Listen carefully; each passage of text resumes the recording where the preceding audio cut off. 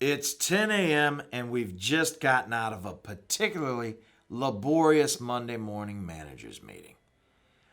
We're paged for a call. It's Mary Smith, the guest from last week, with whom we thought we had developed great rapport. After all, she and her husband Mike seemed to be really happy when they left, and they were well and fully protected to boot. She is calling to check with us regarding what she needs to do to cancel all of the products she purchased from us because she has refinanced the vehicle already. Bummer.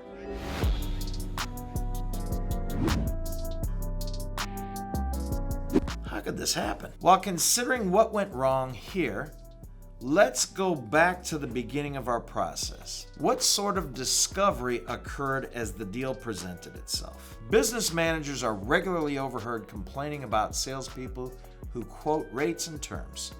However, these same business managers usually find themselves asking the salespeople, as soon as the deal is brought back, what sort of payments, terms, and rates were discussed. We really should make up our minds. Do we want the salespeople discussing specific finance arrangements with their guests? Or not? By doing so, aren't we encouraging a deviation from the usage of the best business practice of utilizing store average credit when desking payments? Which is better? If a safe outcome is sought, it is ill-advised to suggest that running with scissors will lead to a puncture wound, only to see the prophecy fulfilled, versus instructing to walk carefully while carrying the scissors. The point is clear. It is better to avoid reinforcing that which we are trying to avoid. All the grief we are handing the salespeople through our interrogatory, contradictory messaging yields a variety of bad results, from inaccurate information all the way to guests released to go get their own money with no TO.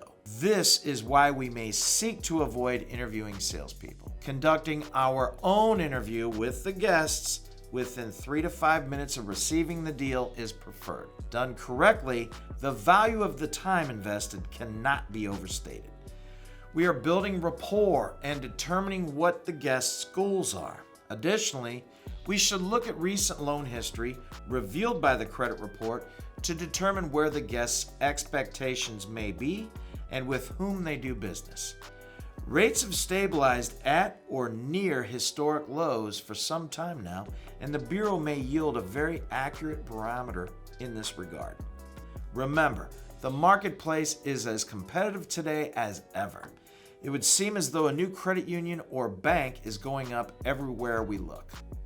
Discovering for ourselves what sort of parameters our guests have in mind and what needs to be done to attempt to satisfy these goals is the least we can do to minimize the likelihood of the dreaded chargeback call. Besides, when we get right down to it, while very necessary to the bottom line, reserve earned on rate is the low-hanging fruit of our industry. First to spoil. Easy come, easy go. Our guests receive far more benefit from the products we sell them versus the rate we sell them. Think about it. Good luck and good selling.